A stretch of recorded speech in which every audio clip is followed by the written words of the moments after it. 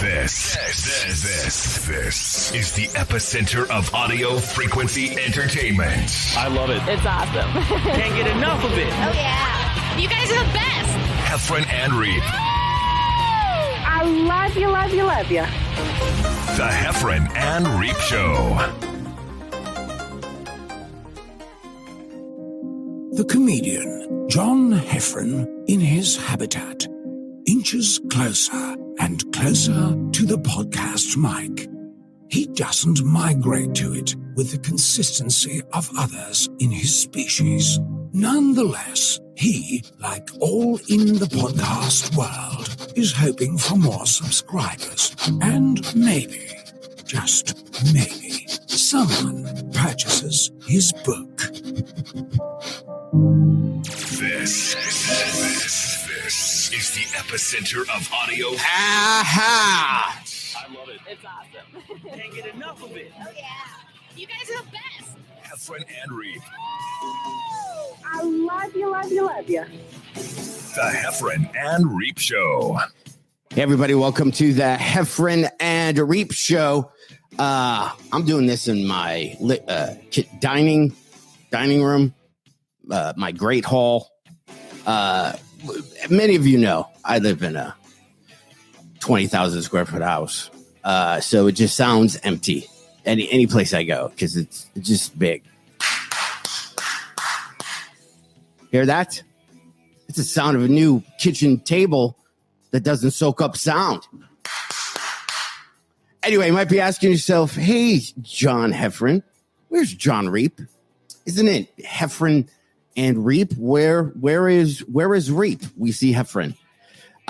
He's off today. He's off. You know what? Usually I'm the one who doesn't make the show because that's my work ethic. John could not be here with us today.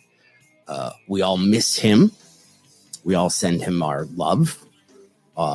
Arby's. We give him good thoughts of Arby's. He'll be back on this show next Monday. He's probably on his country-ish podcast probably later tonight or tomorrow. I'm not his keeper. I can't keep track of what that guy's doing all day. It's none of my business. It's the day after 4th of July. Here's some fun facts to tell you about 4th of July. First fireworks recorded in America were set off by an Englishman, Captain John Smith, famous in his story of Pocahontas. What is this noise? Colored fireworks didn't exist until, when do you think colored fireworks came into play? What year do you think that was? If you said 1960, you're wrong. It was actually 1800s. That was the first. That's probably a big deal, right? Everybody's, fireworks, and they're like, "Are you going to fireworks this year?" And like, I don't know. And they're like, "I heard they're in color." You're like, "What?" Also, most firework accidents are caused in family backyard parties. We probably knew that. Closely followed by incidents in the street. Yeah, there's always the firework lighter guy, and I've never been that person. I just know inherently something is going to go wrong with the fireworks, and there's always a guy in like cut off jean shorts, and you can kind of, if he sits down, you could kind of see one of his nads hanging out if he's sitting on a lawn chair, so you can try to avoid that. Very like farmer's tanny, always willing to run out and light the firework and then run back. I was never that guy. I just stood far, far away from basically everybody. Sparklers, harmless? You think so? Yes, they're one of the most things that give you the most injuries are sparklers. Remember, you toss them. I remember tossing them as a kid, and then you wouldn't actually get hurt. It's whoever ran through your yard the next day were the people that took it right in the foot.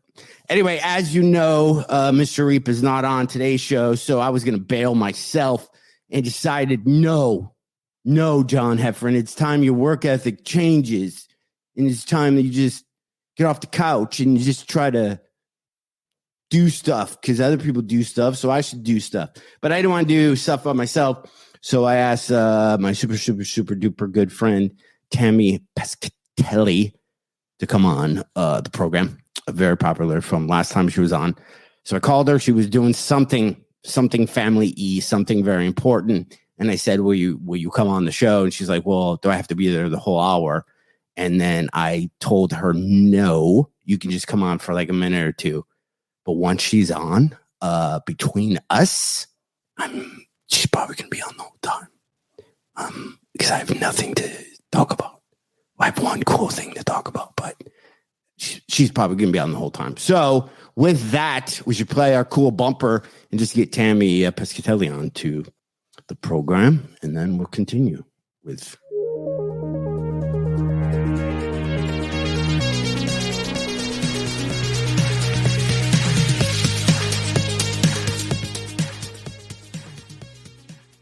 Oh, well, geez. I have a sippy cup, Tammy. If you can see it for those of you, I got this. And I didn't think I would like it. Do you see how big it is? Yeah, I see. It's huge. So the premise was I was using too many cups. Okay. Too many glasses of water. So now I've been assigned one big sippy cup, and it's mine. I know where it is. When I'm thirsty, I look for it. For the whole day. For the whole day, I just use the same cup. I don't even clean it out anymore. Isn't it funny that the older we get, the more childlike we become? Because like you can't sleep unless you have your right blankie. Like it's all just such a mess. Now you got a sippy cup. You pee on yourself a little bit. Yeah. And then, but look at it. This isn't even the biggest one, but the straw makes a huge difference. Yeah. It's such a pain in the ass to take to go right to the cup. Yeah, but you know that your teeth too are sensitive now too. That's why you can't. You have to wait a while with the straw. Look at me with coffee late at night, so I can just complain why I can't sleep. At least I'm blaming it on us. Am I not? If I have sensitive teeth, am I not supposed to be using a straw? Well, you're sending the cold right to the back of them right away. Oh, I see that. Well, do you have how many cavities or teeth work have you had done? Oh, I have the worst teeth ever. I have horrible. I mean, I'm missing teeth. I'm half hillbilly back. I'm missing all kinds of. I'm missing one right here. I got it yanked. My baby tooth that never went away. I got it yanked a couple months ago. Mm-hmm. And watch when I smile. Fuck. You can't. Oh, yours is almost the same. If you look down. Mm-hmm. Okay. I talk to you like this. Like I notice I talk a little bit more like I have dip in my mouth to cover up the hole. But you know how expensive it is to get new teeth? Okay, wait, but let's talk it through. First of all, when I was a kid, this is a huge argument in our house with my mother because she swears she took us to the dentist. She never took us to the dentist. We went to our dentist. Our dentist got in trouble for robbing a bank. He pulled grand larceny and he went or armed robbery. I don't know all the details. And then we never went again. Then I never had dental insurance. I'm a comedian, man. I had dental insurance when we did our show for a period of 5 years. Right. That's it. It's done. Hold on. I was trying to look up something while you were saying that. Yeah, I'm no longer making fun of. Well, I never really did though. But people make fun of. Well, you toothless, blah blah blah. Like people. Oh no, I don't make fun of anybody. I don't. Not anymore. Although I do think, John, I think that root canals are like the great medical snipe hunt. I think root canals are fake. I think they're completely fake. And because you always end up losing that tooth after you pay $1,500 to get it fixed. Well, you know what? Here's the order that happens because I've had this happen non-stop. They say you need a root canal. Here's what happened to me in LA. They needed two. They were on 2 teeth. So I went in and got the root canal. And then I needed caps for those 2 teeth. So then you get that done and you're like, cool, I can drink 5-hour energy, eat chocolate, do whatever. I don't have that horrible pain. Then I go to the dentist again going, hey, I got a little pain here. And then the dentist goes, well, you have 2 roots that need a root canal. I'm like, I already had them done. And then they go, well, they missed them. So there's 2 left. You're supposed to. So then we got to drill a hole through your crowns, get it. And then you got to get brand new crowns. So at some point, yeah, and root canals, I don't even know what they do. People are afraid of root canals. They don't hurt at all. Having the dentist floss your teeth, I think, is more disruptive and painful than a root canal. Root canals, so you're right. I think they just go in there and they fake it. They just kind of mess with it. I don't. So next time Next time you get a root canal, look and see if anything's plugged in. I don't think it is. I think they're day actors that just show up that day. Yeah, and I think it's like the massage when you fall asleep, and I'm pretty sure the massage lady leaves the room. Yeah. And just wakes you up at the end. I think I'll never forget, though, the one root canal I had. I was in LA. I had no money. You know who helped me pay for it? Eddie Griffin and Dom Irera, because I was in like so much pain going to work. Right. I paid them back, by the way. But I went on a Super Bowl Sunday because the dentist had office hours. And as I walk in the world's most horrific pain in my life, I got a big old thing like this. And I was young back then. So other than that, I was doing all right. But guess who walks out? Brad Pitt. I go, can you imagine finally the day that I happen to and it's just me and Brad Pitt. He's coming out because we're the only two in the thing. He's coming out of the dentist's office because apparently that's when big time celebrities go during Super Bowl Sundays and stuff. Right. And I'm like this with a big old, I couldn't even. How old Brad Pitt did you see? Well, think about it. I was probably 28. So okay, I thought super hot. Brad Pitt. Did you get the Brad Pitt all? I know somebody who spent time with him, and they said he didn't have like whatever Brad Pittness you think he would have. He didn't have that. Well, I was in so much pain that I don't. If he would have wanted to make out with me, I'd have had to pass at the time. Like, you know what I mean? I could care less. I was mad I was missing the Super Bowl. I was just it was a whole bunch of, but he was very sweet. He opened the door for me and said, good luck with that, which in my head I took to that he asked me to marry him. But, what'd you do for the 4th of July? Do you guys went to West Virginia? Did what? I went to West Virginia. I have some family that's down there in witness protection program. And no, but I really do have family in West Virginia. And we went down and I spent some really good time I have an uncle that was so amazing. When I was a kid, he's the one who introduced me to Rodney Dangerfield. Right. And he always was like, I get no respect. And you're a little kid and he's doing the whole routine. And now he's older and he has dementia. And but the sweetest, he's so happy all the time. We sat down and we watched Rodney Dangerfield together. So it kind of came full circle. And that was a really sweet moment. And then the rest of the time, my West Virginia cousins kept trying to get me to blow my thumb off with fireworks or flip their side-by-side open thing, trying to make me puke. I'm like, dudes, they have all those little, those like go-kart fast things. Side-by-sides. The crazy, going up the mountain and trying to make me puke. But I'm like, dude, I do USO tours. You know what it's like? I flew in Ep105. Like, they make you puke then. This is nothing. This is absolutely nothing. Here's what Alan, I sent you a picture. Did you get the last picture that I sent you, Alan? Hey, everybody. I can't comment. Oh, wow. You did that? I didn't do that. Me and my girl Michelle did. She's big in the charcuterie boards. So we did this in the camper. This was us camping. Well, it's really cute.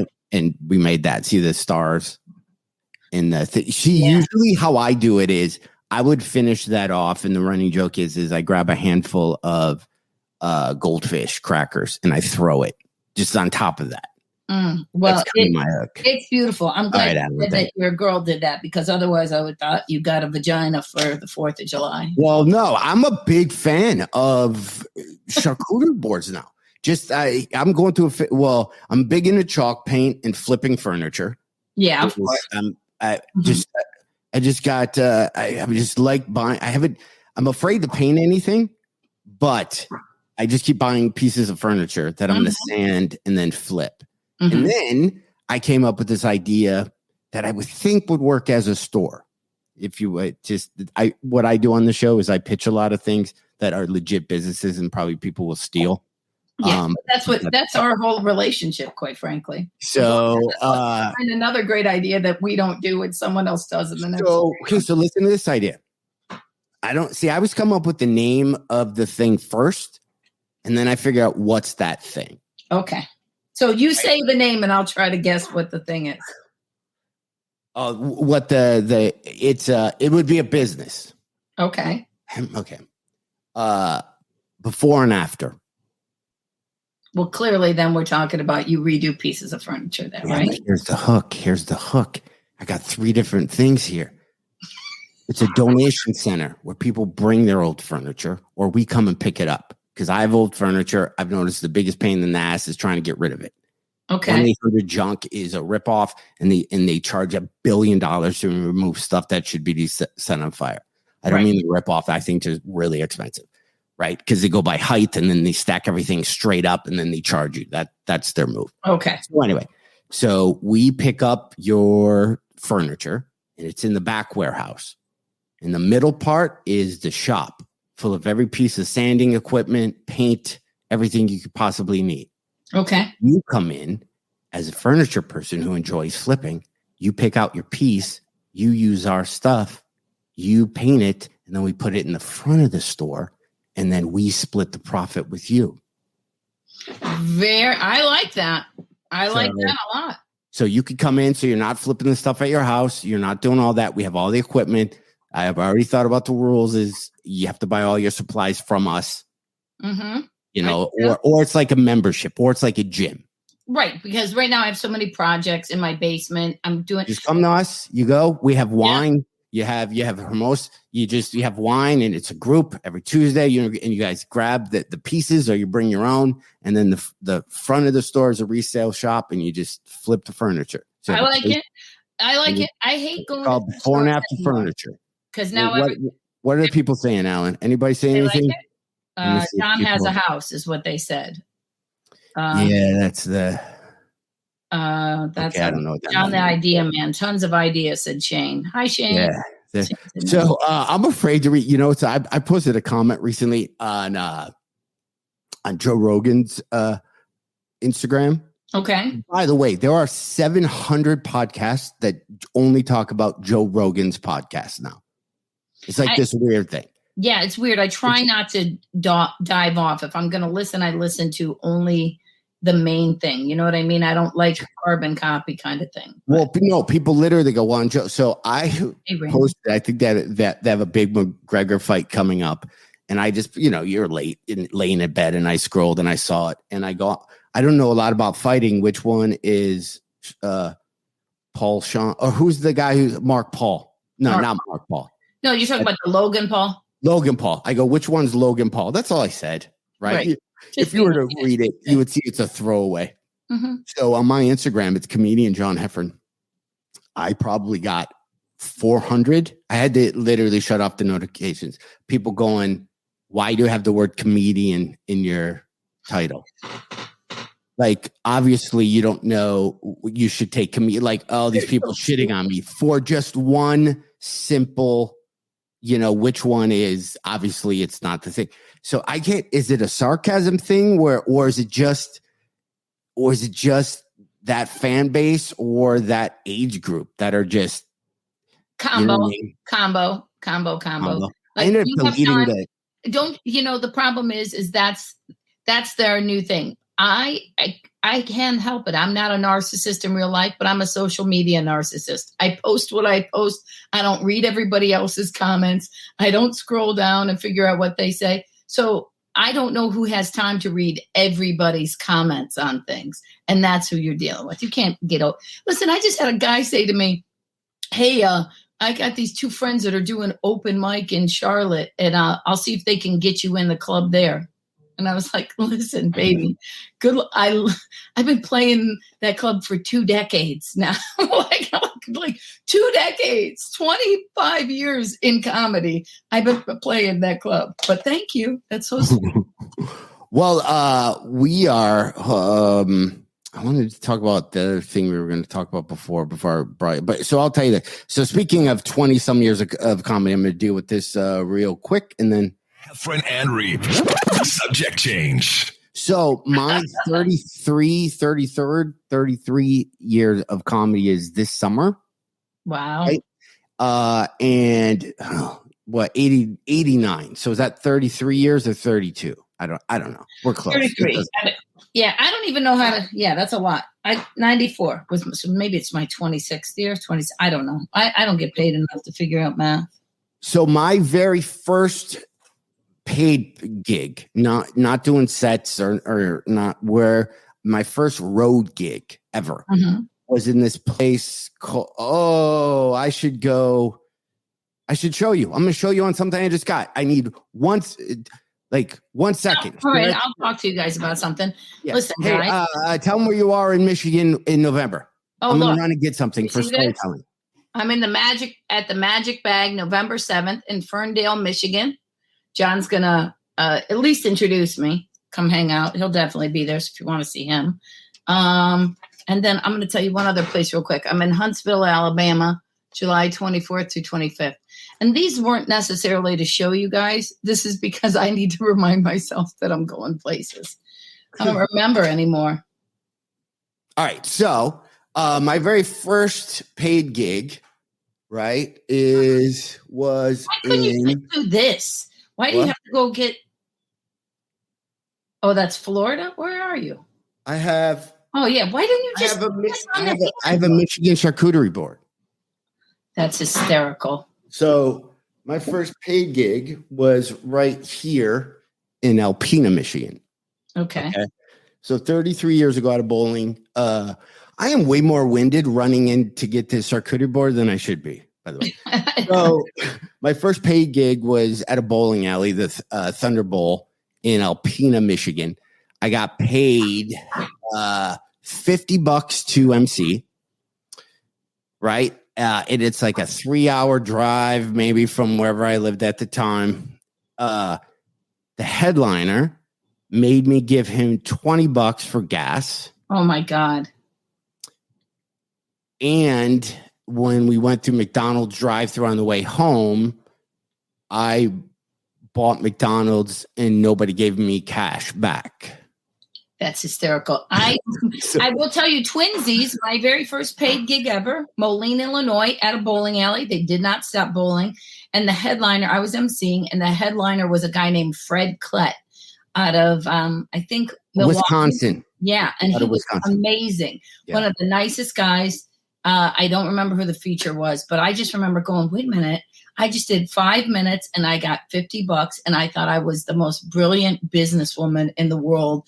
And I thought for sure that I would have been on the Tonight Show in the next 3 months and retired by this point in my life. Fred Collette was from Wisconsin, was headlining all the places when I was starting up. There were so many funny dudes that were kind of in that circuit that would just kind of destroy, if it was not a competition, but if people were aware of them, would kind of destroy almost anybody who has a big Netflix special now. There are some road guys from the 80s or 90s that for whatever reason just stayed road guys and never got any type of play or whatever that are just so funny. Well, I always say that, no disrespect to Seinfeld, but if they had seen Mike Toomey out of Chicago, he's now on WGN, but every morning, but if they'd have seen Mike Toomey, there'd be no Seinfeld. Uncle Lair, who got a lot of love from Ronnie Dangerfield's special, but then decided, I think, John, what happened to that group of comics is they did what you and I did. We should have learned from them after Last Comic. We didn't stay in LA and audition and try to get on TV shows. We, like two dummies, went out on the road and went back to try to make some money because we were poor from all those years of being on the road. And if we'd have stayed in LA, we might have huge careers right now where you would have got respect from posting on Joe's podcast comment. Yeah, I don't know. It's just not I'm trying to figure out how to be, I don't know. Maybe at 51, it's too late for me to become a bruh comic. It's too late. There's a lot. There's a lot of older dudes. We have a great fan base. What do you think? Yeah, I do. I like it. They're busy and they take time for us and come see us, and that's all. Okay, now I'm all over the place, but everybody who knows me knows that. So I'm going to tell you. Okay, I just said I was going to save this story till next week, but I'm not going to, Tammy, because we're talking about this. You're so crazy. Okay, Ladies and gentlemen, this is my friend of 20 years, and this is how every single one of our conversations go. Yeah, we start out with a brilliant idea that's going to make us both billionaires. We have Tesla ideas at the top of our conversation. And by the end of the conversation, we're so exhausted that not only does nothing get done, we don't even really say goodbye. We just kind of peter off the phone and no one's there anymore. So I'm going to save this article that I found. It was about last comic winners and, what's become of us. And I'll just read you this little quote from me. I don't know why I brought this up. Maybe because we were talking about not being a bruh comic. Okay, his material spans the gamut: personal affair, observation, bits about everyday life, hailing from Detroit, Heffron. He's still touring widely. It's not the kind of comedy that makes critics sit up and take notice for being cutting edge, politically astute, or culture relevant. But Heffron brings his middle-class white guy take to a range of subjects. So I didn't know as a comedian I was supposed to be cutting edge or politically astute or culturally relevant. I didn't know. I thought I was supposed to be entertaining. I thought we're supposed to be ourselves, quite frankly. But apparently I've been doing it wrong this whole time when I've been doing material of reminiscing and just I'm supposed to be astute. I don't even know how to be astute. Let alone spell it. I was astute already. So anyway, so the bowling. So first what gig. level did they have you, by the way, though? Where What? were you in the rankings? Of 1 to 10, 1 being the best there were winner. 10 seasons to have 10 winners. I mean, I knew John and I knew Eliza, and technically we could have Zoe, but I don't even know any. Oh, and who won the first year? Dat. So there's 6 people that I didn't know won that show. In this article, there was only one person below me. That is such BS. So I can't. All right, so here we go. First paid gig, Alpena, Michigan. Okay. So for 33 years later, I decided, since the world's opening back up, I'm like, I want to get back to basics. I want to go just do those type of places just for 1 week, just for one and like just fun week of those type of shows. They're going to be a little weird or not what you're kind of used to. I kind of equated to when Rocky was working out in the really expensive place and he lost and then he had to go back to the basics. Sure. And I kind of feel like, I kind of want that again. So Reep told me that he would do them with me, which made it just a lot easier because it's fun. If you're going to go down in flames, or it's just funner to do with somebody else. Right. So we got 5 shows coming up in August, and it's hard for me to show here, but we're starting in like Wyoming, Michigan, which is right below. Alan, do you have any of these dates? Right below Grand Rapids, and then we move up 131 to Howard City, Michigan, and then on August 25th. We are in Wyoming, so we go back so to here. And then on the 26th, we are at 26th and 27th, we're in Rockford, Michigan. These are all bowling alleys, by the way. And then on the 28th, we are in, I believe, Muskegon, Michigan, all doing bowling alleys on that little run for 5 days. People have been posting, why don't you come to this bowling alley? Why don't you come to this one? And some of them, and we're calling it the That's How We Roll tour. Just 5 days, me and Reep showing up at these shows, and apparently they have they have comedy clubs, I guess, at these. That is debatable. We will see. But I'm excited to do these, and we have the link up there now. Me and Reep will be plugging it a crap ton once he gets back. But I just want to sell these out now because, Tammy, and I don't want to always somebody in somebody's team. Right, because there's people. You have us, and then there's people in charge of you, and they scoffed at this. They said, "Well, when you guys do something substantial, then clue us in." Meaning, Oh, yeah, I got or it. meaning if me and Reep keep doing these, because we already did 1 week of them and we sold out every show. So if If we they do can this make little some run money off it, is what and they're we saying. sell this out, then they want to hear about it because then they're going to swoop in and go, okay, we would like our commissions. And Yes. which only irked me, which now made me just I fire in my eyes, a charcuterie board in my hand, starting in August, below Grand Rapids and up. If you're anywhere in this vicinity, and I've heard some people go, why don't you come to blank, blank city? And I looked it up and it's only a 30-minute drive. How about you drive to where we are? Because this is where we are. This is, if you got a kid going to Grand Valley, that's welcome week. You're already going to be up there. Your kid doesn't want to see you anymore. They want you to drop them off, give them some cash, Venmo them, and then leave. So then that's when you come and you see me and Jon Reep as you drop your kid off to start their life at Grand Valley and up in Muskegon and all that. We're going to bowl. We're going to have tickets where you can be on me or Reep's team. There's Twinkle a link. Toes. What? Twinkle Toes Flintstone, one of the best episodes on a cartoon ever. Well, I have this song that's just been stuck in my head. This do you know this song? No, I don't know how I would. How it's done. Oh my Let's bowl, let's rock and roll. It's a wow. That's from Grease too. That's I from know Grease too. that. The better of the Grease things. So anyway, Waka, waka, so wow. that is the Heffron Reep. That's how we roll tour happening back in Michigan. Jon Reep loved Michigan so much. He's actually coming back. And it's the only place that I could find 5 bowling alleys that would have us Tuesday through Saturday. Okay, I'm going to give you your idea, as we often do for each other. And you're selling bowling shirts. I thought about that. We thought about, or wristbands. You definitely got to do your bowling shirts.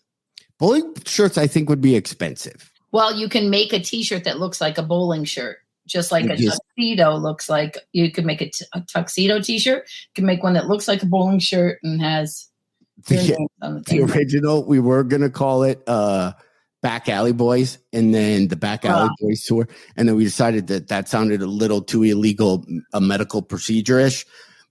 So it also sounded like something that you're not really advertising. So I don't know. That's a whole different thing. Let me look at the comments real quick. Somebody's going Michigan. That's odd. Well, it's because I'm from Michigan, so it's not odd. They know. They were saying somebody was like sign language. This is what people do in Michigan. This is if you've ever traveled around as I have. I have a charcuterie board. That's how what a Michigan man I am. Again, the tour started here, and we're bowling all the way up to. Oh man, I don't know how weather guys do this. We're not hitting Reed City, but I heard Reed City's awesome. And we're just going. We might rent a house in Grand Haven and just kind of go up and down 131. So anyway, Venmo, you had a story. Yeah. I wanted to share. You mentioned Venmo. So I had been driving a lot because the world opened up. So I've been going to some gigs, and literally I've seen 3 different cars where these young kids. It's my 18th birthday. It's my 21st birthday. Here's my Venmo number, like our Venmo, whatever at thing, send them money. Like, is that safe? They want random strangers to send them money. Is that what we've come to now? Like that you literally, all you have to do is put it on your back window. So clearly you can't see well when you back up. You know how like you say like Michigan or bust? No. Now they want for nothing. This is the generation. Because I'll send you $20 to get the hell out of my lane. That's what I'll do. It's annoying. Oh, that's interesting. That's if you could, you pay the car in front of you to stop doing something. Right. Like you could Venmo somebody. I'll give you $5 if you can just pick a fucking speed. Right. Get out of the way. Just move over. Here's $1. Go buy yourself something pretty. Yeah. I think I sent Alan the picture of it. It's the craziest thing. I mean, when I was a kid, I remember they used to put your CB handle. If you wanted to, you could put it in your back window. You could send away and get a little sticker made up of your CB handle so people could ask for you. But I mean, that's like short. I would never, if I saw my kid had the back, he's 13. He's got 5 years or maybe 3 years Mhm. to be driving around, if he was driving around and had a Venmo thing, Venmo me money, I literally would. It's almost like a weird, and Alan didn't get your picture, Tammy, if you want to resend it. How about I just show you? I don't know. Yeah. Okay, but there's going to be a girl's name on it, and No one's going to give her cash. And Alan, can you for speaking of Venmo, can you post ours? Yeah. I don't know why you didn't get it, Alan. It happens all the time. You put up your. I mean, I'm on block. Do you not love me anymore? Let me see. Guess what? I don't even see it. It's like the girls thing just made it disappear. It's on my Instagram. Just take a look. If I do this right now, I get lost. You know me. I can't. Yeah, that's what I start doing, and I started looking at I hit select, and I just start deleting pictures. There it is. It's okay. Okay, I'll put my finger over her license plate. Can you see that? Kinda. Yeah. So it says something. Yeah, her birthday. It says 21st Why would people do that? birthday. Because then, Buy me a shot. And it's got her Cash App and her Venmo. Is that what we're doing now? Really? Get a job. I've seen enough psycho movies where somebody's going to follow her into a store, and is going to go, Vanessa, and she's going to go, yeah, I'm Vanessa. Hey, you don't remember? I'm your dad's friend. It's thing. Yeah, I was supposed to have it was your birthday or something. I bet you she would forget. Yeah. That all that info is literally on the car. I do a whole bit in my act on my last special about putting those stupid little stick figure families on the back of your car, because you let people know that it's a mom and a boy and a girl and a bird. Like you don't even have a dog. The thing you're just like pedophiles follow this vehicle, the children. There you go. Oh, there we go. Beat him a shot, and then there we go. You know what though? Venmo and Cash App, it's such a weird thing that we're in. And as comics or as a podcaster, we kind of get busted for doing it also, where it just seems like actually me and would you do Venmo me? Yeah, okay. Listen. Well, I wish we could see. I'm gonna do you use Venmo or Cash App? I just started Cash App. I use Venmo. I like to PayPal people, quite frankly, because so do I. But then that almost seems like it's 1970s when you go, do you take PayPal? People are like, oh, I don't have it. I'm like, oh my God. And then like anytime I get a haircut, that's how they want tips now is you got to Venmo them, but you're paying 3%, 4%. Right. But it, you know how it says like what you paid for? Like you can see whoever you follow or people, you could see their transactions. I know. On Venmo, it shows like that, so-and-so just paid this one, so-and-so paid. That's what happened to privacy. So you could track everybody. You could look and go, I know what that person's buying. I can do an OnlyFans, but I start naked and then people pay me to get dressed. Oh, that's good. I was thinking if you had a van, would you get trouble if you mooned people, right? If you had a thing, we'll moon you for $1, and then you put your Venmo, and if you ever for every $1 you got, you just moon people. I think people would do it, and you would drive from Michigan to Florida on 75. You'd probably make $2,000 by the time you hit Florida. But it seems like with Venmo and every podcast does it. Me and Reep on this podcast does it. We don't do it hardly ever because we have no sponsors or anything. It just seems like everybody's asking for money. Like every comic that I podcast, it's 20-minute Venmo. I'm trying to do this and it's like kind of enough. Everybody's begging. Like I have nothing to offer. Like do you do cameos? I did. I signed up because you asked me to sign up, and then I felt weird doing it because I just usually do those for free for people after the show. Okay. And then I also if people ever try to give me a tip after the show, I never take it, or I tell them to go give it to the waitress. I took one once and I kept it when I was in my 20s. You're probably young. Yeah. If you were young, it was like $100. Right. That's a huge difference. But people I'll sell a t-shirt and, they'll go, oh, keep the change. I'm like, no. You can give it to the wait staff. Like I guess I feel like, we have the same demographic as I've said before. Like our people I just want you to come back. I'd rather you not feel ripped off by some stupid little thing that I have going on and come back the next time. Save that $5-10 that you were going to give me and give it for a ticket next time, or give it to the wait staff so the club is happy that I show up, you know? It's a weird, I had it's just a weird thing to always be back. If you don't have something to offer, like on Cameo, I was going to stop doing it or pause it, but I didn't know how, right? So I don't know how. So I just upped the price, and I figure, okay, I just priced myself out of anybody having me do it, and I still get them. Wow. And on Cameo, I was in Atlanta, and this guy came up and goes, "Hey, you did a Cameo for my birthday. I turned 50." And he's like, "You said this, and that." He goes, and it was 4 minutes long. My wife thought it was going to be like 30 seconds, but it was 4 minutes. And that was and he was legitimately not impressed, but thankful that I did this Cameo thing. And then I looked at him, I go, "Dude, you guys paid me. It's what I'm not a saint here. I took $50 from you." But so I did 4 minutes, and I just felt after that, I'm like, I got to cancel my thing. Wait a second. I'm going to start my Cameo thing again. That's what I think I need to do. No, I mean,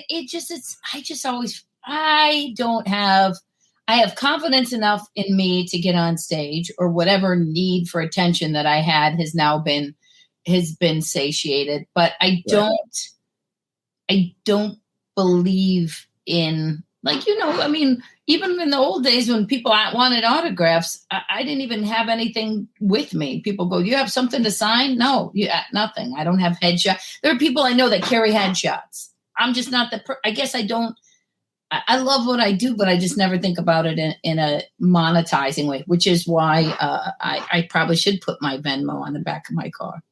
I know we should have did some type of what's called with Jerry Lewis, like telethon with our Venmos. Yeah, for sure. Who could have made the most money in like 2 minutes at dollars, and then we would have I'm gonna think of a game we can play with Venmo. And then we donate it. Do something fun. Donate it to my surgery.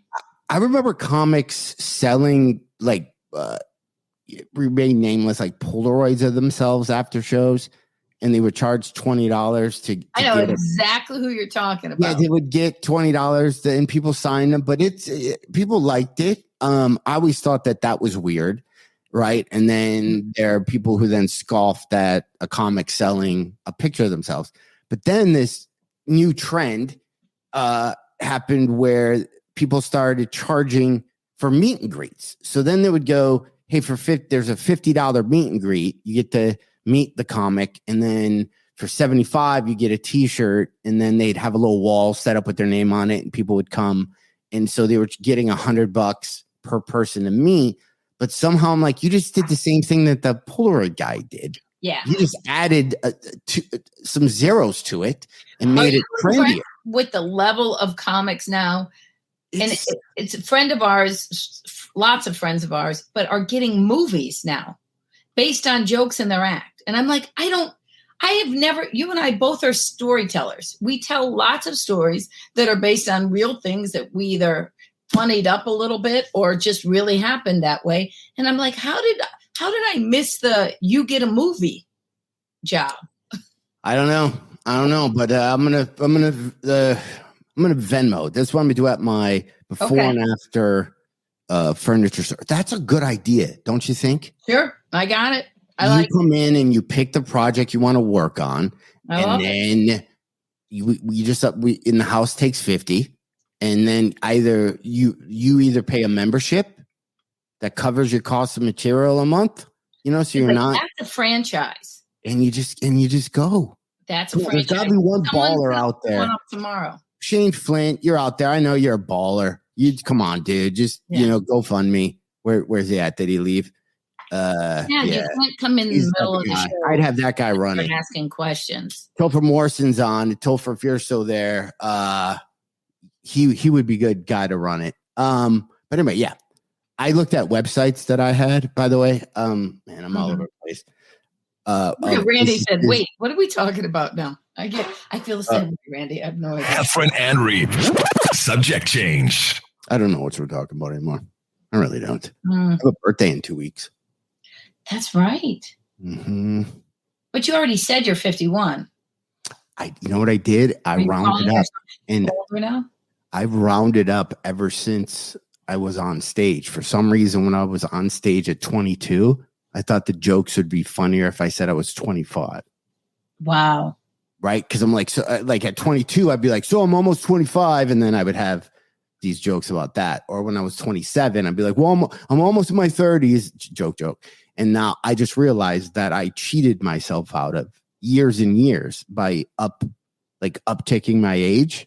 Mm-hmm. So I think I might turn 50. So let me ask you something. And stay 50 for like. I'm getting older. Clearly, we know that, right? And set aside weight gain and all that other stuff. The older I get, I'm starting to pay more attention to what I wear on stage, right? Oh, yeah. Does that affect you as a guy? I mean, clearly you don't wear suits anymore. When people first got to know you, I don't wear the lesbian comedian uniform that I started in with the t-shirt, the vest, and the big jacket. I don't know what to wear, and I've always thought about it too much, even from when I started doing comedy. I remember I dressed however a 19-year-old dresses in the 80s, and my dad said, you have to look nicer on stage. You should kind of think like Kenny Rogers. Kenny Rogers always looks dressed up. Okay, like in a fan line shirt and loafers. There's so much wrong with that statement. Yet it was always so. I always dress with the audience for a tie, meaning I'm not underdressed, but I'm not overdressed with the audience. So you just try to fit in there. And then as the comedy thing changes, 80s, there was sport jacket and jeans. And then, then there's a chunk of comics that it looks like laundry day. It's just, they're literally in hoodies and just a shitty t-shirt. And they just walk. Or now the trend I was noticing at the Comedy Store before I moved out is comics would wear their winter jackets on stage. Oh. So that's always funny to me that you're comic and you're just there's so much going on and you're just so aloof that you can't take off your jacket to perform in. That's hilarious to me. Right. I just think, and everybody does it. But to me, it just, as an audience member, you think, oh, this person's leaving or they want to go home. Right. Like I'm saying, you can wear a jacket. Like if you go Sebastian, he wears those leather things. That to me is not a jacket. I'm talking, you have your down jacket with your wool hat on still. North Face. Yeah, just North Face, and you're on stage for 2 seconds and you leave. Take off your jacket. You look silly. Well, we used to have those rules. If you remember, like when we started, I was just talking to an MC who was swearing, got dirty, and was talking with the crowd. And I said, dude, I'm not telling you what to do. Right. But it'd be easier for everyone if you don't talk to the crowd, because I don't talk to the audience. Yeah. Unless I don't want to yell at them to shut up. Right. Because you've amped them up, but it's up to you. And he was like, well, no one ever told me that. And I said, well, it's weird because when we started, everybody told us, don't say the F word. There were rules. Like I was point blank told by Sarah and I at the Cleveland Improv, your job isn't even to be funny. It's to frame the show. Like, don't swear, don't talk to the audience, dress nice. And there was another rule. I think it was announcements. I did a show once where the MC got on stage in shorts, and I don't understand doing comedy in shorts at all. But he got on stage in shorts, and he kept eating it every set. He's like, "Do you have any advice?" I'm like, "Yeah, fucking dress like an adult. You look like you work here, or you just walked on stage. I wouldn't look at Yeah. I said like my home in shorts once. Not just across the street to the condo to change, because I was like, dude, I'm bringing you here so they can book you in the future. Yeah. Like you really got to present. You make me look bad when you show up in cargo shorts. You know? I don't know what to wear on stage more. I used to wear like a dress button-up shirt and jeans. I remember that phase. Right? And then maybe like a set of Converse or now I wear Christian Audiche years. I remember those years. Yeah. Then I had like, Air Force Ones. But being my age, you run the risk of trying to look too trendy. Right. Because now I have like skinny legs and my gut's gotten bigger. I even got those Spank, like a white t-shirt that goes under that you pull down. It's like a Spank. Oh, that's like cool.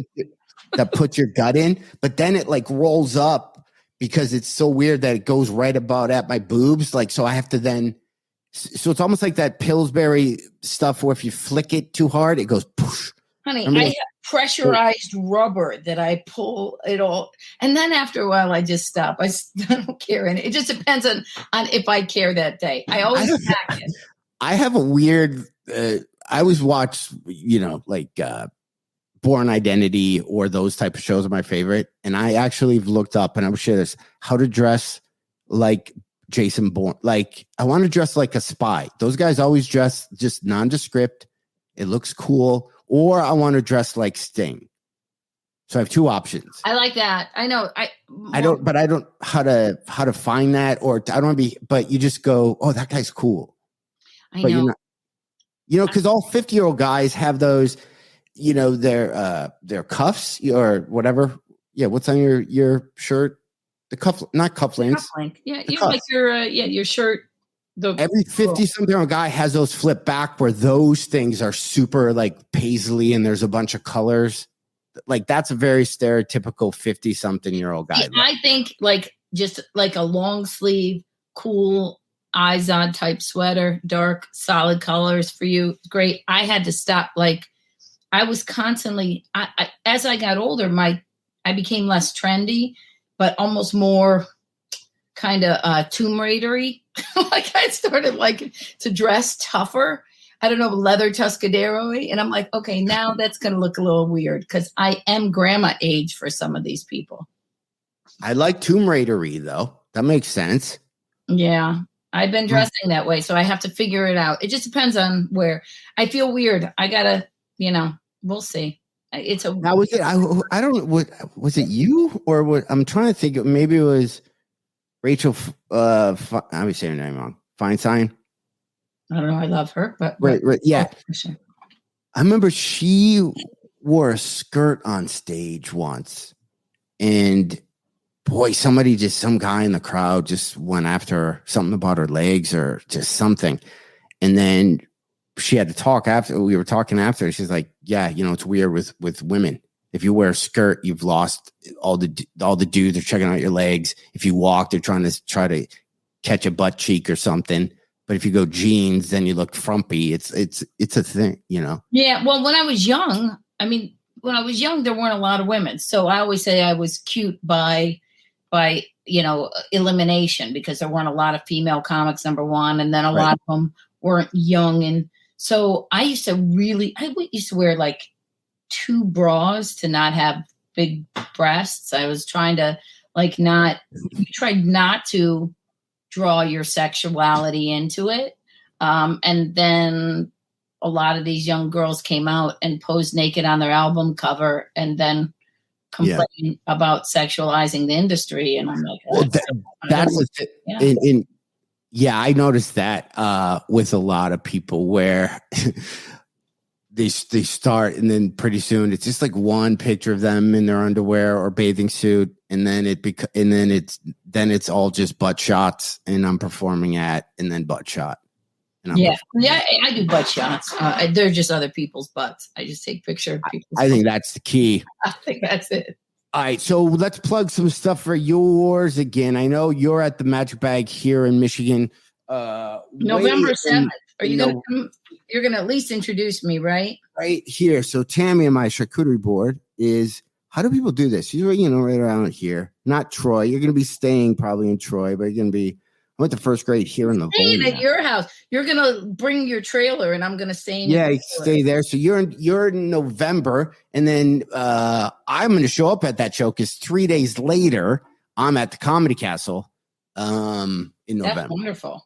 So we will definitely show you around, maybe make you a charcuterie board. Welcome you to Michigan. Oh, maybe Bag's a cool maybe I'll venue. give away a pair of tickets to your show at my show. Let's do it. What else? Hold on, Tim. Let me Here's find. where I am. I'm in Huntsville, Alabama, July 22nd to 25th. I don't like this. And a 5. Wait, say that again. Show me where you're at again. Huntsville, Alabama. You got a baby in a bar, Alabama. I'll be at Stand Up Live. Okay, so one thing when you're at Stand Up Live in Huntsville, I'm going to tell you this now before you go there, right? We all love Dorfman. Yeah, I love that. There's one design flaw of that club. And I'm going to tell you now, and you're going to know exactly what I'm talking about. You're going to be on stage. You're going to be looking at the crowd. Yeah. To your stage right, there's a table they seat directly behind you. I know. I've been there. So and it's 95%. Don't spill drinks on that table. Flip it upside down. Don't let anybody sit there. Oh, no. It's even worse for me, Heffron. I'm going to explain to you why. Look, I feel so bad for those people. I actually have to give people who sit at that table some kind of, I either buy them drinks, a T-shirt, whatever, a hug. I feel so bad that they have to see that profile the entire time. You should wear a jacket that says, I don't care about these people, do you? And then they read that the whole time. So you're in Alabama then. Where else? What other dates? God. I got July 17th in Cedar Rapids, Iowa with Mitch Fatel and Alonzo Bowden, our friend, doing the Cancel This comedy tour. When we have you on, we will have you talk more about that because we love Alonzo. Having a lot of fun. I'm always hanging out with you. We love Mitch. Don't forget, we're going to post somewhere on this. If you're Michigan people and you feel like heading up towards the Grand Rapids, jumping on the 131, going north to maybe hit up some of these bowling alleys. Listen, me and Reep are going to have bowling teams. We're going to bowl against each other. There's going to be beer drinking. It's going to be fun. It's going to be a Michigan summer, whatever that Kid Rock's song is about Michigan in the summer. Yeah, and then I'm sure you're going to have drink specials like that. Drink specials, and there were 50. Maybe we might be the first comedy show that has a 50-50 raffle. Has that been done yet? Beginning of the show? Madigan and I were once going to do the bingo tour where we're going to get on a bingo bus and play bingo during the game, call one game of bingo during the whole show. And at the end, someone in the audience would win a pot. I think it's done. And I have a feeling I'm going to get the owner of all bowling alleys on. I think this could be a thing. I think, all these people going to these big theaters, doing these big shows, and most of the people don't live around those type of places. I think we bring entertainment to. Well, you go there first, and then I'll follow up. Yeah, we'll make sure it's okay because we'll make sure it's not roadhousey. I don't mind it. The double douche, I'll go. I don't even know if I have insurance. I'm not fighting anybody, but we'll start there. Jon Reep probably has dates that he's performing at. If you go to johnreep.com, but that is our show. Jon Reep will be back on Monday. Tammy, thank you so much for showing up. Thank you. Glad to do it. I'll try. I had something else I wanted to bring up, but I'm not gonna. So that is our show. Everybody have a wonderful week. And hey, your kids are back in school in about a month and a half. So that's how fast life goes. Okay. Ciao. Heffron and Reep.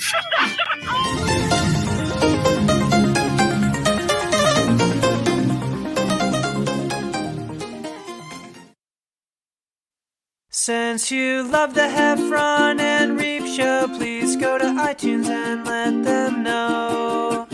Rank the show and leave a comment. We don't care what you write, They, Heffron and Reep, have low self-esteem.